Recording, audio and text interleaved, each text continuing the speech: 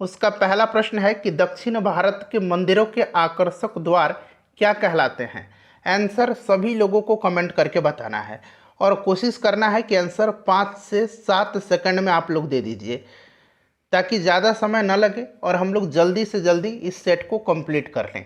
चलिए, सभी लोग इसका आंसर कमेंट करके बताएंगे कि दक्षिण भारत के मंदिरों के आकर्षक द्वार क्या कहलाते हैं। तो देखिए, राइट आंसर इसका ऑप्शन नंबर बी हो जाएगा, गोपुरम। दक्षिण भारत के मंदिर के आकर्षक द्वार को गोपुरम कहते हैं। दक्षिण भारत की जो मंदिरों की निर्माण शैली है, यह शैली कौन सी है? तो फ्रेंड्स, इसे भी याद रखना है, यह शैली द्रविड़ शैली है। किस प्रकार की शैली है? तो यह द्रविड़ शैली है। दक्षिण भारत के अधिकतर मंदिरों का निर्माण जो है, यह द्रविड़ शैली में किया गया है। चलिए, नेक्स्ट क्वेश्चन कर लेंगे। दूसरा प्रश्न है हमारा। दूसरा प्रश्न कि नालंदा विश्वविद्यालय के संस्थापक कौन थे? नालंदा विश्वविद्यालय के संस्थापक कौन थे? एक है विक्रमशिला विश्वविद्यालय, एक है विक्रमशिला विश्वविद्यालय, एक है ओदंतपुरी विश्वविद्यालय, ओदंतपुरी विश्वविद्यालय। चलिए देखिए, ओदंतपुरी विश्वविद्यालय की स्थापना पाल वंश के संस्थापक गोपाल ने करवाया था। विक्रमशिला विश्वविद्यालय की स्थापना पाल वंश का शासक धर्मपाल ने करवाया था।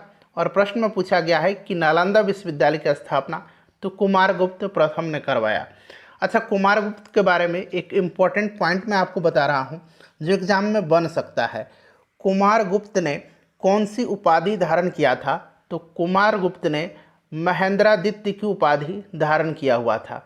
इसे आप जरूर याद रखेंगे, महेंद्रादित्य की उपाधि किसने धारण किया था? तो कुमारगुप्त ने। चलिए, सभी लोग अपना अपना स्कोर जरूर बताइएगा।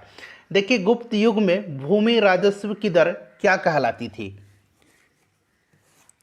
सभी लोग आंसर कमेंट करेंगे इसका कि गुप्त काल में भूमि राजस्व की दर जो है क्या थी। कमेंट करेंगे सभी लोग इसका, क्या होगा इसका करेक्ट आंसर।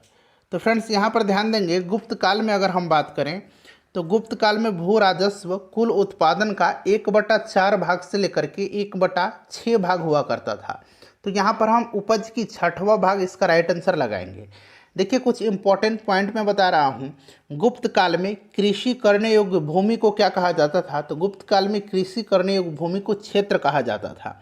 गुप्त काल में वास करने योग्य भूमि, जहाँ रहने योग्य भूमि है, वास करने योग्य भूमि, उसको क्या कहा जाता था? उसको वास्तु कहा जाता था, उसको वास्तु कहा जाता था। ठीक है, इसे याद रखेंगे। और ऐसी भूमि जो जोतने योग्य नहीं होती थी, उसको सील कहा जाता था। उसको क्या कहा जाता था? उसको सील कहा जाता था, जो भूमि जोतने योग्य नहीं होती थी।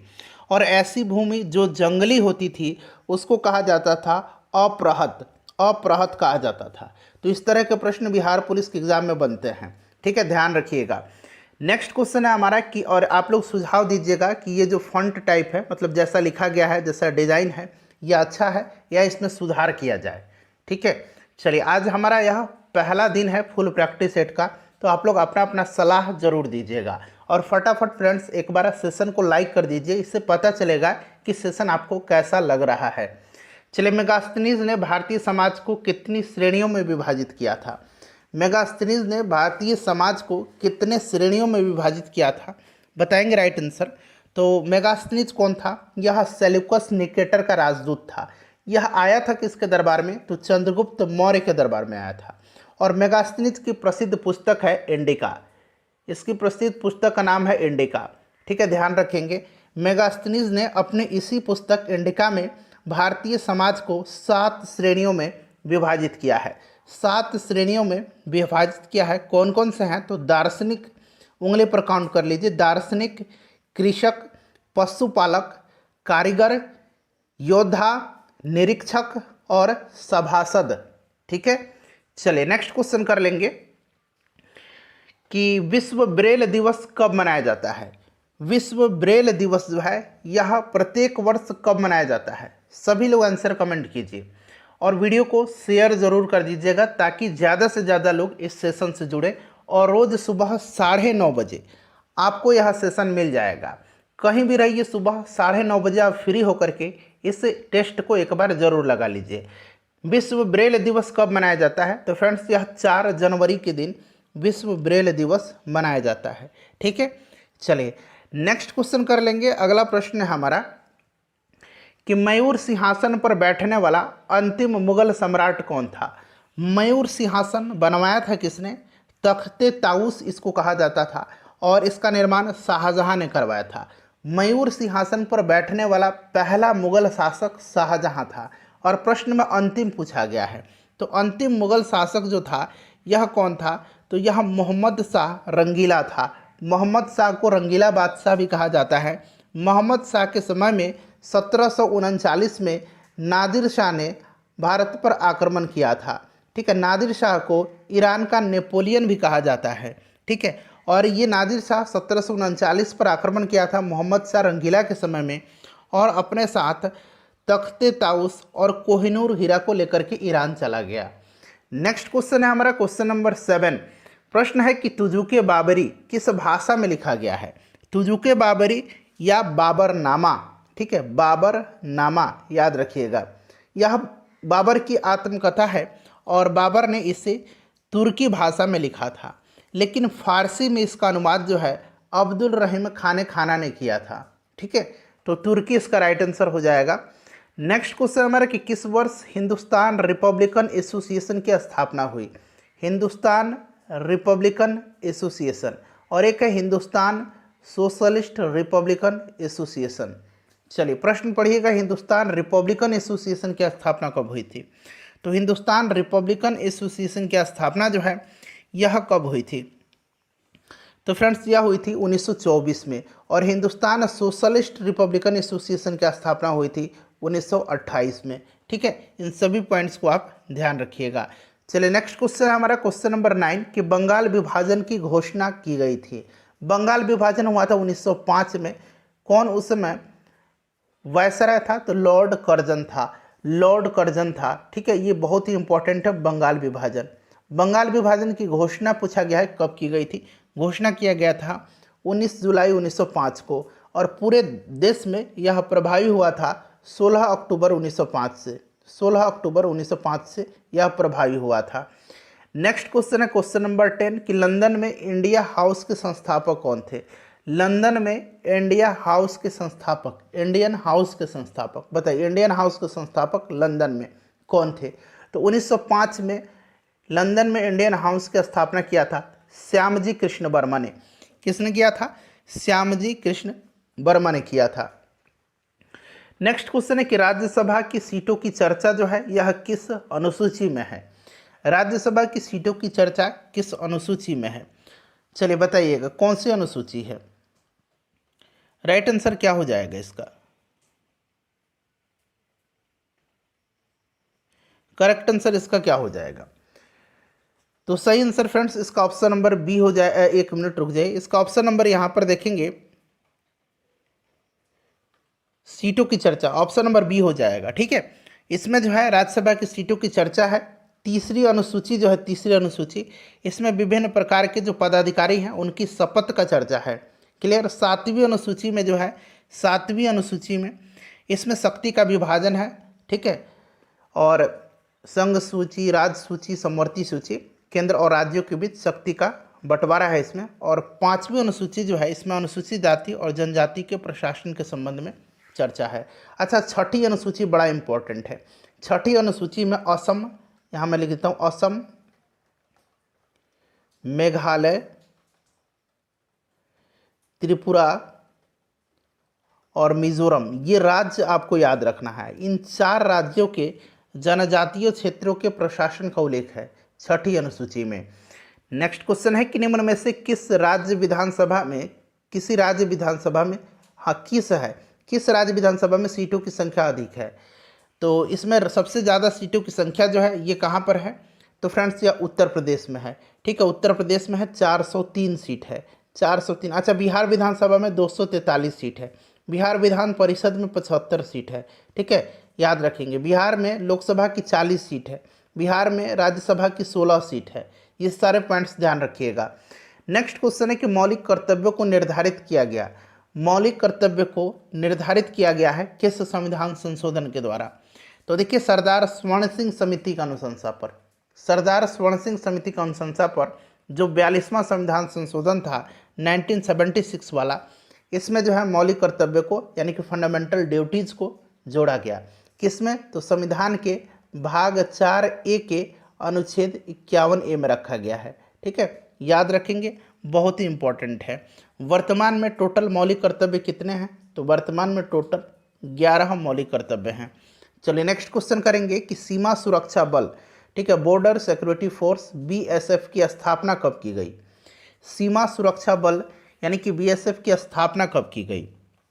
तो BSF की स्थापना जो है याद रखेंगे कब की गई? तो 1 दिसंबर 1965 में।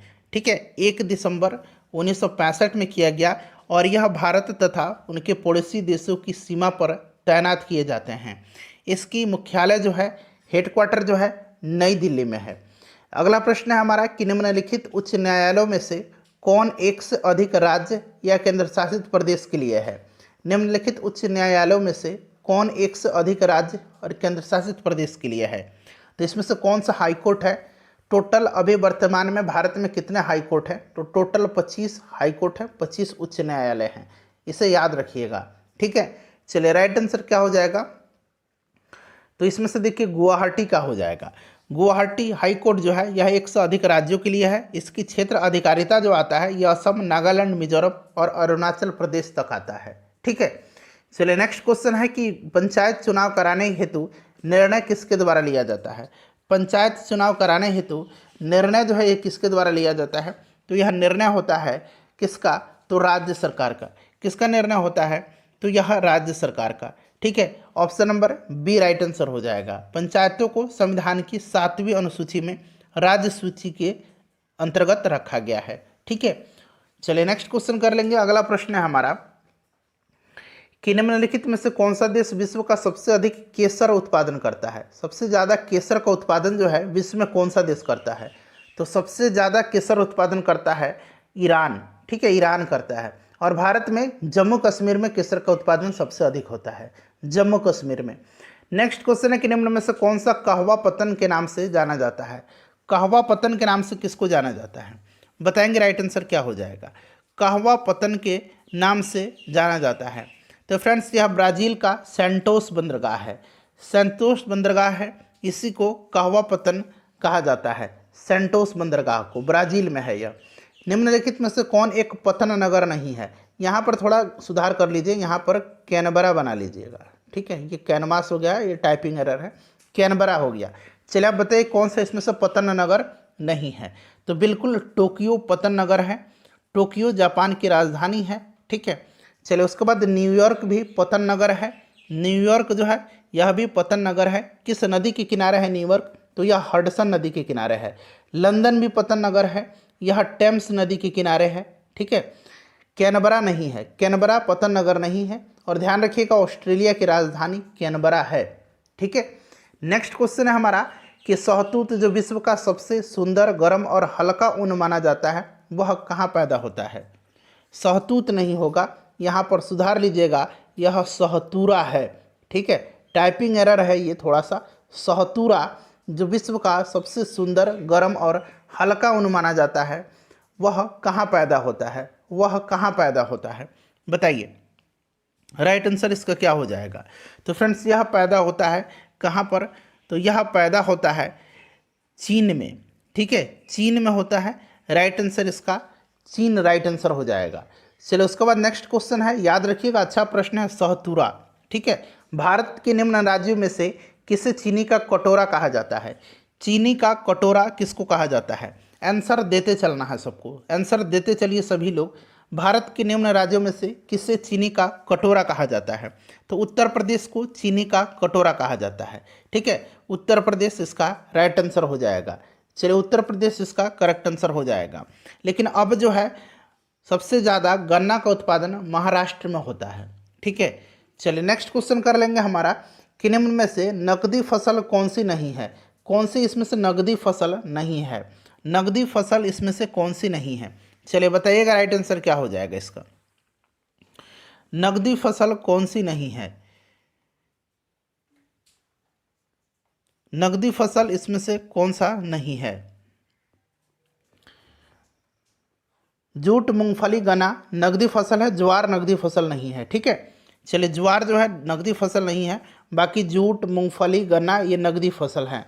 नेक्स्ट क्वेश्चन है कि 2023 नंबर कि भारत के सबसे बड़े, भारत में या भारत के बना लीजिए, यहाँ छूट गया है, भारत में सबसे बड़े मीठे पानी की झील। तो सबसे बड़े मीठे पानी की झील जो है यह कौन सी झील है? ये उलर झील है। यह उलर झील है। उलर झील कहाँ पर है? तो जम्मू कश्मीर में है। डल झील भी जम्मू कश्मीर में है। बेरी नाग भी जम्मू कश्मीर में है। सांभर झील कहाँ पर है? सांभर झील कहाँ पर है? तो राजस्थान में है। चलो उसके बाद देखिएगा कि कुंचिकल जलप्रपात भारत में सबसे ऊंचा जलप्रपात है, यह किस नदी पर स्थित है?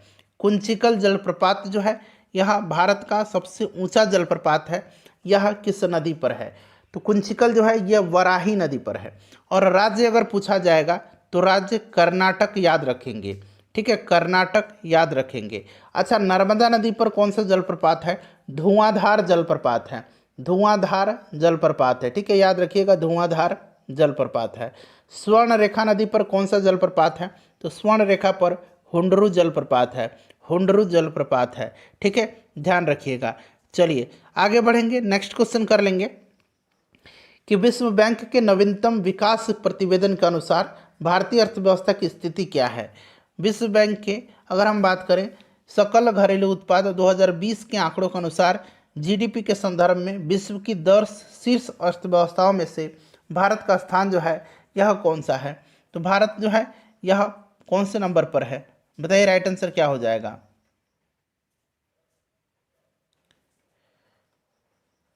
तो भारत जो है यह 5वीं सबसे बड़ी अर्थव्यवस्था है।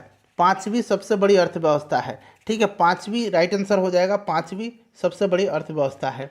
नेक्स्ट क्वेश्चन कर लेंगे। अगला प्रश्न है कि, और आपको कहीं कहीं चौथी भी लिखेगा, लेकिन विश्व बैंक के हिसाब से यह 5वीं है। निम्नलिखित स्रोतों में से किससे भारतवर्ष सबसे अधिक विद्युत प्राप्त करता है? सबसे ज़्यादा विद्युत प्राप्त करता है। तो सबसे ज़्यादा विद्युत जो है यह प्राप्त किस करता है? तो यह तापीय ऊर्जा से, ठीक है। चलिए अगला प्रश्न है हमारा कि 1991 की नई आर्थिक नीति का लक्ष्य था। 1991 की नई आर्थिक नीति का लक्ष्य क्या था? बताइए, राइट आंसर इसका क्या हो जाएगा? तो इसका लक्ष्य था क्या? उदारीकरण, निजीकरण और वैश्वीकरण, ठीक है, याद रखेंगे, उदारीकरण, निजीकरण और वैश्वीकरण, यानी कि इनमें से सभी इसका राइट आंसर हो जाएगा। ऑप्शन नंबर डी इसका करेक्ट आंसर हो जाएगा। चलिए नेक्स्ट क्वेश्चन कर लेंगे कि जनगणना 2011 के अनुसार भारत में महिला साक्षरता दर क्या थी? 2011 के अनुसार अगर ओवरऑल साक्षरता की बात करें तो 74.04% लगभग, ठीक है। इसमें से पुरुष साक्षरता दर जो है यह 82.14% है और महिला साक्षरता दर 65.46% है।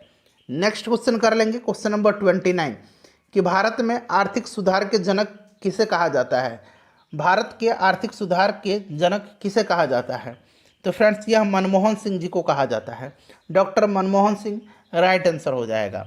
1991 में कांग्रेस की जब सरकार बनी थी, पीवी नरसिम्हा राव प्रधानमंत्री बने थे, उस समय ये वित्त मंत्री थे, ठीक है, और इन्हीं को भारत में उदारीकरण का जो है जनक कहा जाता है। चलिए नेक्स्ट क्वेश्चन कर लेंगे। अगला प्रश्न है कि वियतनाम की राजधानी कहाँ पर है? वियतनाम की राजधानी कहाँ पर है बताएंगे? वियतनाम की राजधानी हनोई है। वियतनाम की मुद्रा डोंग है, ठीक है। सियोल जो है ये दक्षिण कोरिया की राजधानी है। क्यू जो है क्यू राजधानी है कहाँ की? चलिए कमेंट करके आप बताइए क्यू कहाँ की राजधानी है। आप कमेंट करके बता दीजिएगा क्योंकि क्यू बहुत बार पूछा जाता है। चलिए नैरोबी राजधानी कहाँ की है? तो नैरोबी कीनिया की राजधानी है, ठीक है। चलिए नेक्स्ट क्वेश्चन कर लेंगे हम लोग कि निम्न में से कौन सार्क का सदस्य नहीं है? सार्क का सदस्य नहीं है। चलिए बताइए राइट आंसर क्या हो जाएगा? सार्क की स्थापना 1985 में हुई थी। 1985 में कहाँ? बांग्लादेश ढाका में। इसका हेडक्वार्टर नेपाल की राजधानी काठमांडू में है। और देखिए इसमें टोटल सदस्य देश जो हैं टोटल 8 हैं। कौन कौन से देश हैं? तो अफगानिस्तान, बांग्लादेश, भूटान, अपना प्यारा भारत, मालदीव, नेपाल, पाकिस्तान और श्रीलंका। इसमें ईरान सदस्य देश नहीं है, ठीक है। चलिए नेक्स्ट क्वेश्चन है हमारा कि दिलवाड़ा का जैन मंदिर स्थित है। दिलवाड़ा का जैन मंदिर जो है यह जैन तीर्थंकरों को समर्पित है और इसका निर्माण बिमल शाह ने करवाया था और यहाँ माउंट आबू राजस्थान पर है। ऑप्शन नंबर बी इसका करेक्ट आंसर हो जाएगा। उसके बाद देखिए केंद्रीय तंबाकू अनुसंधान संस्थान कहाँ पर है? केंद्रीय तंबाकू अनुसंधान संस्थान कहाँ पर है?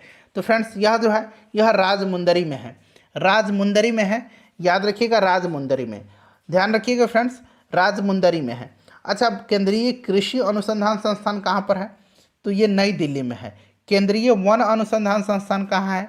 देहरादून में है। भारतीय मौसम वेधशाला कहाँ पर है? तो पुणे में है। ठीक है, चलिए नेक्स्ट क्वेश्चन है हमारा कि विश्व कवि के नाम से जाने जाते हैं, विश्व कवि के नाम से जाने जाते हैं, तो विश्व कवि के नाम से जाने जाते हैं Rabindranath Tagore. Option number B right answer हो जाएगा। ठीक है, चलिए रविंद्रनाथ टैगोर। उसके बाद नेक्स्ट क्वेश्चन है हमारा, अगला प्रश्न कर लेंगे 35 नंबर कि चेरचेरा महोत्सव 2023 मनाया गया। चेरचेरा महोत्सव 2023 कहाँ मनाया गया? तो फ्रेंड्स कहाँ पर मनाया गया बताइए। अच्छा, कलरव पक्षी महोत्सव बिहार का है। ठीक है, एक है बथुकम्मा फूल उत्सव, बथुकम्मा यहाँ मैं लिख देता हूँ, बथुकम्मा, बथुकम्मा मनाया जाता है तेलंगाना में। ठीक है, याद रखिएगा कहीं पूछ लिया जाए। चेरचेरा जो है ये छत्तीसगढ़ में मनाया गया। चलिए नेक्स्ट क्वेश्चन है हमारा कि बिहार में कृषि कुंभ मेला 2019 का आयोजन कहाँ हुआ था? 2019 में बिहार में किया गया था कृषि कुंभ मेला का आयोजन और ये मोतिहारी में किया गया था। ध्यान रखिएगा, प्रश्न बन सकता है। नेक्स्ट क्वेश्चन हमारा कि निम्न में से कहाँ एक इस्पात कारखाना है? जितने भी इस्पात कारखाना हैं मैंने उनको आपको कवर कराया हुआ है, इस्पात कारखाना पूछा जाता है। ठीक है, चलिए इसमें से इस्पात कारखाना जो है ये जमशेदपुर में है। कहाँ पर है? जमशेदपुर में है। जमशेदजी टाटा के द्वारा जो है जमशेदपुर में इस्पात कारखाना का निर्माण 1907 में करवाया गया था। चलिए नेक्स्ट क्वेश्चन है हमारा कि बिहार में कांग्रेस का प्रथम अधिवेशन कहाँ रखा गया था? बिहार में कांग्रेस का पहला अधिवेशन जो है ये 1912 में हुआ था। कहाँ पर हुआ था? तो बांकीपुर पटना में, पटना राइट आंसर हो जाएगा। इसकी अध्यक्षता आर.एन. माधोलकर ने किया था, आर.एन. माधोलकर ने किया था। ठीक है, उसके बाद 1922 में दूसरा अधिवेशन हुआ बिहार में भारतीय राष्ट्रीय कांग्रेस का, गया में। इसकी अध्यक्षता किसने किया था? चित्तरंजन दास ने किया था। नेक्स्ट क्वेश्चन है हमारा कि बिहार प्रोविंशियल किसान सभा अगर जोड़ लेंगे तो ज़्यादा बेटर हो जाएगा। ठीक है, बिहार प्रोविंशियल किसान सभा अगर जोड़ लीजिएगा तो ज़्यादा बेटर हो जाएगा। चलिए, बिहार प्रोविंशियल किसान सभा का गठन कब हुआ था? तो इसका गठन किया गया था किसके द्वारा? स्वामी सहजानंद सरस्वती जी के द्वारा। कब? तो 1929 में। ठीक है, 1929 इसका राइट आंसर हो जाएगा। नेक्स्ट क्वेश्चन है गुजरात उच्च न्यायालय का गठन कब हुआ? गुजरात उच्च न्यायालय का गठन कब हुआ? चलिए सभी लोग आंसर कमेंट करेंगे। गुजरात उच्च न्यायालय का गठन कब हुआ?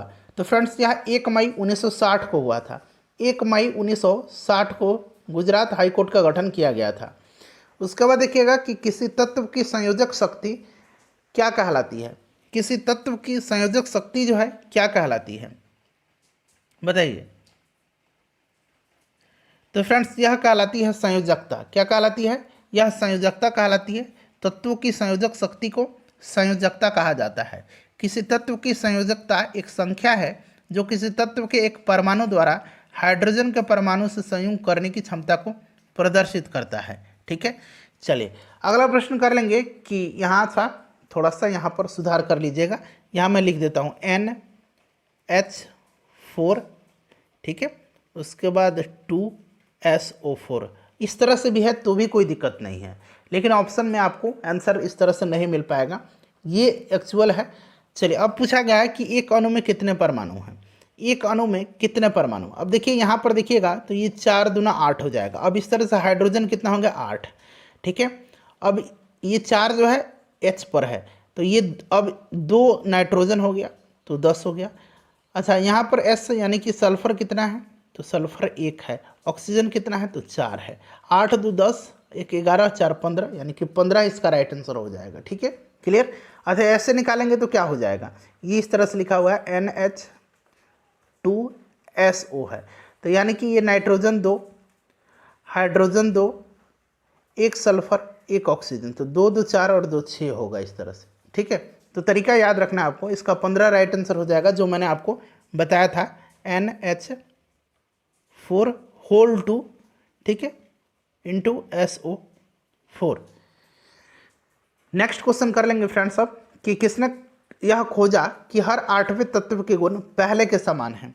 हर 8वें तत्व के गुण पहले के समान हैं। तो फ्रेंड्स ये खोजा था न्यूलैंड ने। न्यूलैंड ने खोजा था।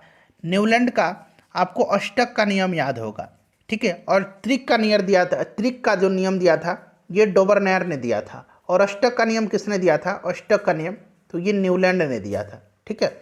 न्यूलैंड इसका राइट आंसर हो जाएगा। परमाणु संख्या खालिस्तान दिया गया वाला तत्व क्षारीय ऑक्साइड बनाएगा। कौन से परमाणु संख्या वाला तत्व क्षारीय ऑक्साइड बनाएगा?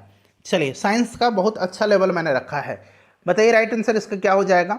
तो फ्रेंड्स देखिए, ये जो 11 वाला है ना, 11 परमाणु संख्या वाला एलिमेंट, यही जो है यह क्षारीय ऑक्साइड बनाएगा। अच्छा, ये 11 जिसका एटॉमिक नंबर होता है वह क्या है? सोडियम है। और सोडियम क्या है? एक क्षार धातु है, ठीक है।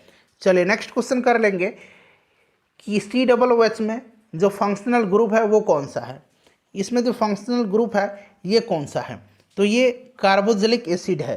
क्या है? कार्बोक्सिलिक एसिड है, ठीक है। कार्बोक्सिलिक एसिड है, याद रखिएगा। अच्छा, ये क्या है? ये क्या है? ये फॉर्मिक एसिड है, ठीक है। ये फॉर्मिक एसिड है। ये क्या है? CH3COOH, ये एसिटिक एसिड है, ठीक है। और ये दोनों क्या है? कार्बोक्सिलिक एसिड के एग्जाम्पल हैं। चलिए नेक्स्ट क्वेश्चन है हमारा कि परमाणु के नाभिक में होते हैं। परमाणु का जो नाभिक होता है उसमें क्या होता है? नाभिक में प्रोटॉन और न्यूट्रॉन होता है। प्रोटॉन और न्यूट्रॉन होता है। प्रोटॉन और न्यूट्रॉन राइट आंसर हो जाएगा, ठीक है। चलिए नेक्स्ट क्वेश्चन है हमारा कि विभवांतर मापा जाता है। विभवांतर मापा जाता है। विभवांतर मापा जाता है किससे? विभवांतर किससे मापा जाता है? तो वोल्ट मीटर से। एमीटर से विद्युत धारा मापा जाता है, ठीक है। वोल्ट मीटर से मापा जाता है, याद रखिएगा। नेक्स्ट क्वेश्चन है कि कौन सा उपकरण विद्युत ऊर्जा को यांत्रिक ऊर्जा में बदलता है? विद्युत को यांत्रिक में बदल देता है, तो ये मोटर है। और यांत्रिक को विद्युत में बदलेगा जनरेटर। यांत्रिक को विद्युत में बदलेगा जनरेटर, यानी कि जनित्र, ठीक है, याद रखिएगा इसको, जनित्र। नेक्स्ट क्वेश्चन करेंगे कि परमाणु की क्रिया परागकण की क्रिया पुष्प के किस भाग में होती है? परागकण की क्रिया पुष्प के किस भाग में होती है? तो देखिए, ये जो होता है परागकण की क्रिया, यह संपन्न होती है वर्तिकाग्र में। कहाँ पर? वर्तिकाग्र में, क्लियर। वर्तिकाग्र इसका राइट आंसर हो जाएगा। परागकण अंडाशय में जाने के बाद निषेचन में भाग लेता है, ठीक है। परागकण की क्रिया पुष्प के वर्तिकाग्र में संपन्न होती है। ECG का संबंध किससे है? ECG, चलिए ECG का संबंध इलेक्ट्रोकार्डियोग्राम, ठीक है। यह एक प्रकार का चिकित्सीय परीक्षण है जो कि हृदय की गति से संबंधित है, हृदय हो जाएगा। और एक EEG है, इलेक्ट्रोइंसेफेलोग्राम, ये संबंधित है मस्तिष्क से। यह संबंधित है मस्तिष्क से, ठीक है। चलिए अगला प्रश्न है कि जीन शब्द किसने दिया?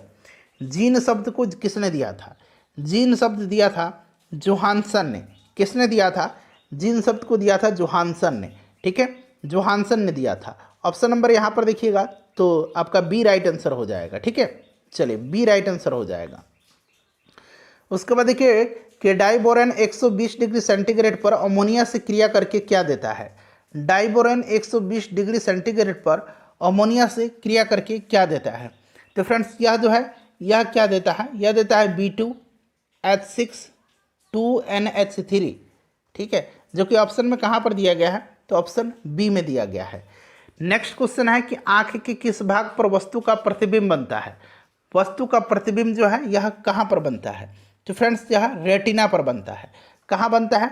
रेटिना में बनता है। और नेत्रदान में आँख का कौन सा भाग दान किया जाता है? तो नेत्रदान में कॉर्निया को दान किया जाता है। कॉर्निया को दान किया जाता है, ठीक है। चलिए नेक्स्ट क्वेश्चन है हमारा कि इनमें से कौन सा रोग वायु द्वारा फैलता है? वायु द्वारा कौन सा रोग फैलता है? तो इसमें से अगर हम बात करें तो यक्ष्मा जो है, यक्ष्मा को हम लोग क्षय रोग भी बोलते हैं, इसको टीबी भी कहा जाता है, ठीक है। ऑप्शन सी राइट आंसर हो जाएगा। यह जो है वायरस के द्वारा नहीं होता है, ध्यान रखेंगे, यह जीवाणु के द्वारा होता है। टीबी जीवाणु के द्वारा होता है, क्लियर। चलिए नेक्स्ट क्वेश्चन है हमारा कि लिवर किसका भरपूर स्रोत है? लिवर किसका भरपूर स्रोत है, बताइए। लीवर जो है यह किसका भरपूर स्रोत है? तो फ्रेंड्स यह लीवर जो भरपूर स्रोत किसका है, यह आपसे पूछा गया है। तो यह वसा में घुलनशील विटामिन इसका राइट आंसर हो जाएगा। यहाँ पर देखिएगा, क्योंकि लीवर में वसा में घुलनशील विटामिन का संग्रह होता है, वसा में घुलनशील विटामिन। क्लियर? अच्छा, विटामिन जो वसा में घुलनशील है ये के, ई, डी और ए, ठीक है। तो लीवर में जो खास करके जो है लीवर कॉर्ड वायल में विटामिन डी पाया जाता है, ठीक है, लेकिन इनमें से थोड़ा बहुत सारे विटामिन पाए जाते हैं ये, और ये जो है ये वसा में घुलनशील विटामिन है। और विटामिन बी और विटामिन सी जो है ये जल में घुलनशील विटामिन होते हैं। अगला प्रश्न हमारा कि सेलुलोज की भित्ति किस में पाई जाती है? सेलुलोज की भित्ति जो है यह किस में पाई जाती है? तो फ्रेंड्स यह पाई जाती है पेड़ पौधों की कोशिका का जो बाहरी आवरण होता है यह सेलुलोज से बना होता है। वनस्पति में सेलुलोज की झिल्ली पाई जाती है, तो वनस्पति इसका राइट आंसर हो जाएगा, पेड़ पौधे। दक्षिण ध्रुव में भारत के पहले अनुसंधान केंद्र का नाम क्या है? दक्षिण ध्रुव में पहला अनुसंधान केंद्र जो है इसका नाम दक्षिण गंगोत्री है, दक्षिण गंगोत्री है, ठीक है, याद रखिएगा। दक्षिण गंगोत्री भारत का पहला अनुसंधान केंद्र है, वैज्ञानिक स्टेशन है दक्षिणी ध्रुव पर। उसके बाद चलिए कि निम्नलिखित में से कौन सा इमारत सबसे पुरानी है? सबसे पुरानी इसमें से कौन सी है? तो सबसे पुरानी इसमें से अजंता की गुफा है, जो कि महाराष्ट्र औरंगाबाद में है, ठीक है, अजंता की गुफाएं। नेक्स्ट क्वेश्चन हमारा कि संघीय मंत्री परिषद से पद त्याग करने वाला पहला मंत्री कौन था? पहला मंत्री कौन था? तो ये श्यामा प्रसाद मुखर्जी थे, श्यामा प्रसाद मुखर्जी थे, ठीक है, ध्यान रखिएगा, श्यामा प्रसाद मुखर्जी। और बाद में इन्होंने जनसंघ की स्थापना किया था। चलिए नेक्स्ट क्वेश्चन करेंगे कि पृथ्वी सूर्य के चारों ओर घूमती है, इस सिद्धांत को पेश करने वाला प्रथम व्यक्ति कौन था? इस सिद्धांत को पेश करने वाला प्रथम व्यक्ति कौन था? तो फ्रेंड्स यह व्यक्ति जो था यह व्यक्ति कोपरनिकस था, कोपरनिकस राइट आंसर हो जाएगा। उसके बाद देखिए नाना साहब का कमांडर इन चीफ कौन था? नाना साहब के कमांडर इन चीफ, चलिए बताएंगे। नाना साहब के कमांडर और इन चीफ कानपुर से ये विद्रोह का नेतृत्व कर रहे थे 1857 के, ठीक है। और नाना साहब का नाम था धोंधू पंत, क्या था? धोंधू पंत इनका नाम था, क्लियर। और इनके commander in chief Tatya Tope थे, तात्या टोपे का नाम क्या था? तात्या टोपे का नाम क्या था? तो इनका भी नाम याद रखेंगे, तात्या टोपे का नाम रामचंद्र पांडुरंग था, रामचंद्र पांडुरंग। चलो उसके बाद देखिएगा कि 14वीं शताब्दी के दौरान भारत में किसने सोने और चांदी के नियमित मुद्राओं के स्थान पर सस्ती धातुओं से निर्मित सांकेतिक मुद्रा, ठीक है, टोकन करेंसी का उपयोग शुरू किया? सांकेतिक मुद्रा का प्रयोग जो है यह शुरू मोहम्मद बिन तुगलक ने किया था, मोहम्मद बिन तुगलक ने किया था। मोहम्मद बिन तुगलक राइट आंसर हो जाएगा। मोहम्मद बिन तुगलक के समय ही इब्न बतूता भारत आया था। इब्न बतूता मोरक्को का यात्री था। इब्न बतूता की प्रसिद्ध पुस्तक रहला है, क्लियर। चलिए नेक्स्ट क्वेश्चन है हमारा कि भारत में फेडरेशन कप का संबंध किस खेल से था? फेडरेशन कप का संबंध किस खेल से है? तो फ्रेंड्स यह फुटबॉल से है, फुटबॉल से फेडरेशन कप का संबंध है। चलिए और भी अगर हम बात करें तो सीजर्स कप एक याद रखिएगा, सीजर्स कप ये फुटबॉल से संबंधित है, ठीक है। चलिए फुटबॉल राइट आंसर हो जाएगा। उसके बाद देखिएगा कि अभियंता दिवस किनके जयंती के अवसर पर मनाया जाता है? अभियंता दिवस मनाया जाता है, यानी कि इंजीनियरिंग डे या इंजीनियर्स डे कहिए, इंजीनियर्स डे कहिए, ये मनाया जाता है विश्वेश्वरैया जी की जयंती के अवसर पर। Visvesvaraya, M Visvesvaraya right answer इसका हो जाएगा, ठीक है। चलिए आधुनिक भारत के विश्वकर्मा के रूप में इनका स्मरण किया जाता है। 15 सितंबर को अभियंता दिवस मनाया जाता है, ठीक है। चलिए नेक्स्ट क्वेश्चन कर लेंगे कि महान चित्रकार होने के साथ साथ संसार चंद का किस शैली से संबंध था? संसार महान चित्रकार होने के साथ साथ राजा संसार चंद का संबंध कांगड़ा शैली से था। कांगड़ा शैली राइट आंसर हो जाएगा, कांगड़ा शैली इसका करेक्ट आंसर हो जाएगा, कांगड़ा शैली से, ठीक है। चलिए उसके बाद अगला प्रश्न हमारा कि किस राज्य की सरकार ने तानसेन सम्मान शुरू किया है? तानसेन सम्मान शुरू किया है किस राज्य की सरकार ने? तो यह मध्य प्रदेश की सरकार ने शुरू किया है तानसेन, ठीक है। अकबर ने तानसेन को कंठाभरण वाणी विलास की उपाधि दिया था, ठीक है। और तानसेन अकबर के नवरत्नों में शामिल भी थे। इनका नाम क्या था? तो रामतनु पांडे था। नेक्स्ट क्वेश्चन हमारा कि पूरी तरह से डिजिटल बैंकिंग वाला भारत का पहला राज्य कौन बना है? पूरी तरह से डिजिटल बैंकिंग वाला पहला राज्य बन गया है केरला। केरला राइट आंसर हो जाएगा। ठीक है, चलिए उसके बाद नेक्स्ट क्वेश्चन है कि हाल ही में भारत के सबसे तेज गेंदबाज कौन बने हैं? भारत के सबसे तेज गेंदबाज उमरान मलिक हैं। उमरान मलिक हैं, ध्यान रखिएगा। ठीक है, उमरान मलिक करेक्ट आंसर हो जाएगा। वर्ष 2023 के प्रवासी भारतीय सम्मान पुरस्कार कितने लोगों को दिया गया? कितने लोगों को दिया गया है? तो फ्रेंड्स यह दिया गया है 27 लोगों को। प्रवासी भारतीय सम्मेलन इंदौर में आयोजित किया गया था। कहाँ पर? इंदौर में। 27 लोगों को दिया गया है। उसके बाद अगला प्रश्न है कि हाल ही में यूरो मुद्रा अपनाने वाला 20वां यूरोपीय देश कौन बना है? 20वां यूरोपीय देश जो यूरो मुद्रा को अपना लिया है यह क्रोएशिया बना है। क्रोएशिया बन गया है। ठीक है, चलिए उसके बाद अगला प्रश्न है कि कौन सा शब्द ऐहिक शब्द का विलोम है? अब यहाँ से हिंदी का प्रश्न स्टार्ट हो रहा है। ऐहिक शब्द का विलोम जो होता है यह क्या होता है? पारलौकिक होता है। पारलौकिक राइट आंसर हो जाएगा। चलिए उसके बाद देखिएगा कि पंडित का पर्यायवाची नहीं है। पंडित का पर्यायवाची, तो देखिए इसमें से पंडित का पर्यायवाची नहीं होगा दामिनी। ठीक है, दामिनी बिजली का पर्यायवाची शब्द होता है। चलिए उसके बाद नेक्स्ट क्वेश्चन कर लेंगे कि निम्न में से शुभेच्छु शब्द के समानार्थी शब्द का चयन कीजिए। शुभेच्छु का मतलब होता है शुभकांक्षी इसका राइट आंसर हो जाएगा। ठीक है, चलो उसके बाद नेक्स्ट क्वेश्चन है हमारा कि वह स्त्री जिसका पति दूसरा विवाह कर ले, इस वाक्यांश के लिए एक शब्द क्या होगा? तो जिसका पति दूसरा विवाह कर ले उसके लिए जो होगा एक शब्द होगा अध्युडा। ठीक है, ऑप्शन नंबर यहाँ पर देखिएगा, इस तरह से इसको लिखेंगे हम लोग। क्लियर, ध्यान रखिएगा, यहाँ पर ऑप्शन में एरर में टाइपिंग हुआ है। क्लियर, तो चलिए ये आप ध्यान रखेंगे। करेक्ट आंसर इसका हो जाएगा आपका ऑप्शन नंबर सी में होना चाहिए था, अध्युडा। ठीक है, ये ऑप्शन नंबर सी पर बना लीजिए और ऑप्शन नंबर सी पर इसको टिक लगा लीजिए। ठीक है, चलो उसके बाद देखिए कहाँ राजा भोज कहाँ गंगोत्री, लोकोक्ति का अर्थ क्या है? बताइए, राइट आंसर इसका क्या होगा? करेक्ट आंसर इसका क्या हो जाएगा? तो करेक्ट आंसर हो जाएगा आपका विशिष्ट और सामान्य व्यक्ति की तुलना। ठीक है, चलिए उसके बाद नेक्स्ट क्वेश्चन है कि गौ प्लस चरती का संधि क्या है?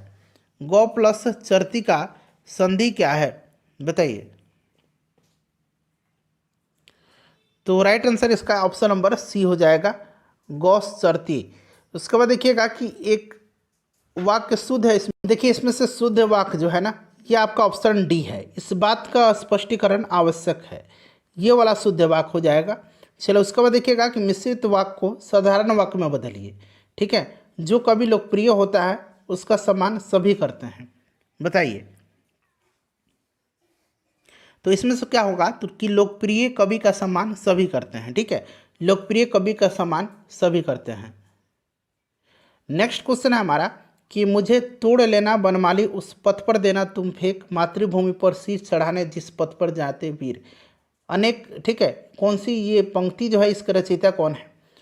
तो ये पुष्प की अभिलाषा है और आपने पढ़ा भी होगा कि मुझे तोड़ लेना बनमाली उस पथ पर देना तुम मुझे फेंक, मातृभूमि पर शीश चढ़ाने जिस पथ से जावे वीर अनेक। यह रचना जो है यह रचना किसकी? माखनलाल चतुर्वेदी की है। चलिए उसके बाद देखिएगा कि संस्कृति के 4 अध्याय किसकी रचना है?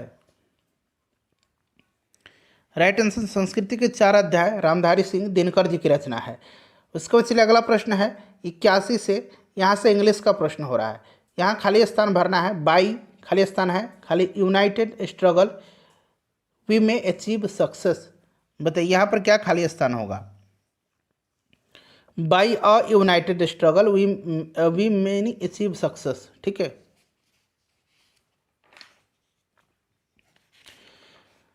नेक्स्ट क्वेश्चन कर लेंगे, बाई खाली स्थान है united struggle we many achieve success. ठीक है, चलो उसके बाद नेक्स्ट क्वेश्चन है कि choose the one which can substituted for the given word. यहाँ देखिए मर्डर ऑफ ए मैन। ठीक है, तो मर्डर ऑफ ए मैन जो है ये क्या कहलाता है? तो मर्डर ऑफ ए मैन जो है ये कहलाता है, क्या कहलाता है फ्रेंड्स बताइए? यह होमिसाइड कहलाता है। क्या कहलाता है? यह होमिसाइड कहलाता है। होमिसाइड यानी कि ऑप्शन नंबर सी जो होगा इसका राइट आंसर हो जाएगा, होमिसाइड कहलाता है। ठीक है, मानव की हत्या। नेक्स्ट क्वेश्चन है हमारा कि choose the correct passive voice. What am used you, what am used you, बताइए इसका राइट क्या हो जाएगा, इसका करेक्ट क्या हो जाएगा। तो देखिए फ्रेंड्स, इसका जो करेक्ट हो जाएगा बाय व्हाट वार यू, यहाँ पर ऑप्शन नंबर देखिएगा तो आपका बाय वेट वेयर बना लीजिए, by what were you amused, option number C इसका राइट आंसर हो जाएगा। क्लियर, चलिए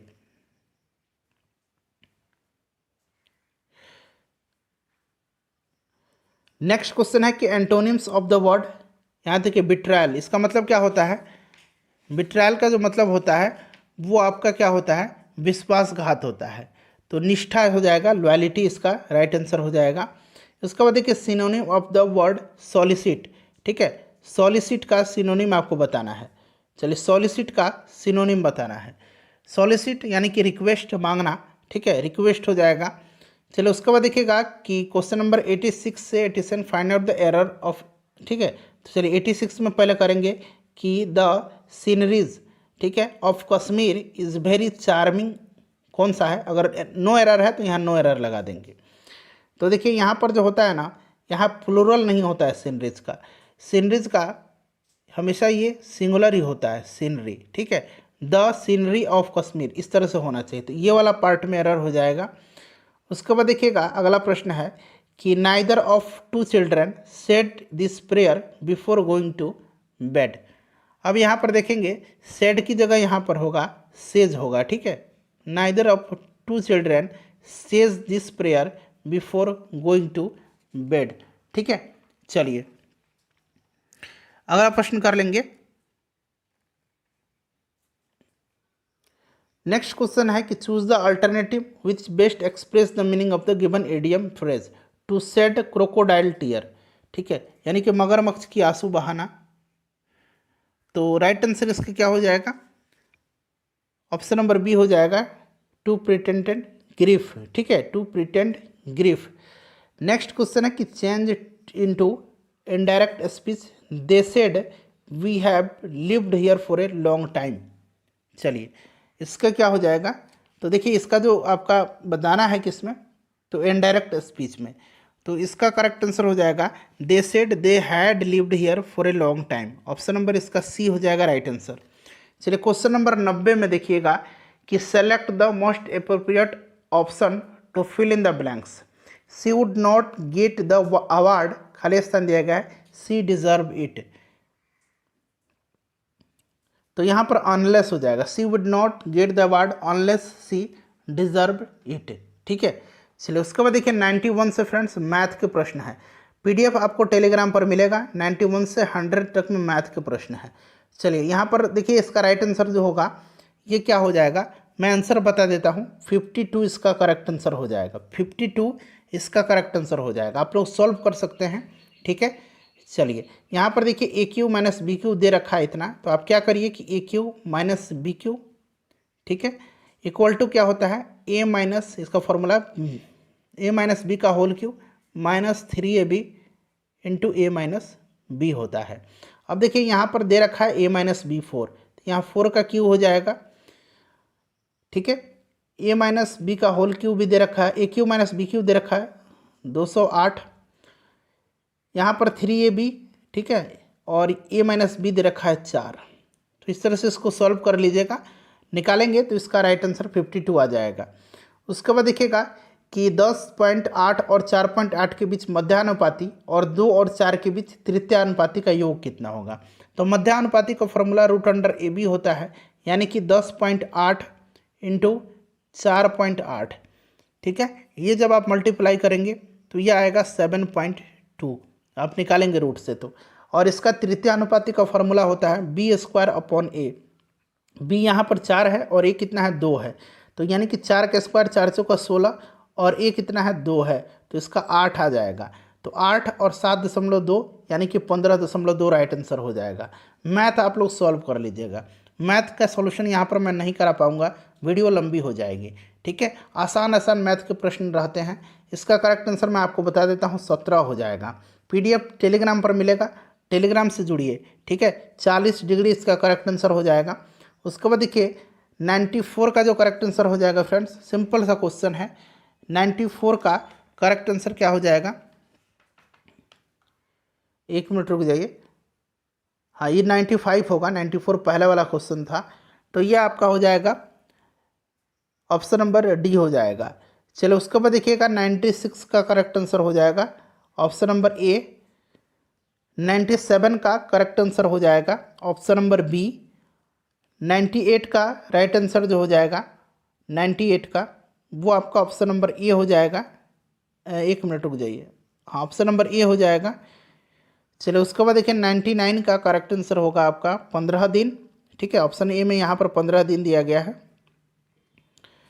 100 का करेक्ट आंसर देख लीजिए, 100 का जो करेक्ट आंसर होगा फ्रेंड्स ये आपका 5/4 आ जाएगा। अपना स्कोर बता दीजिए, वीडियो को लाइक और शेयर कर दीजिए।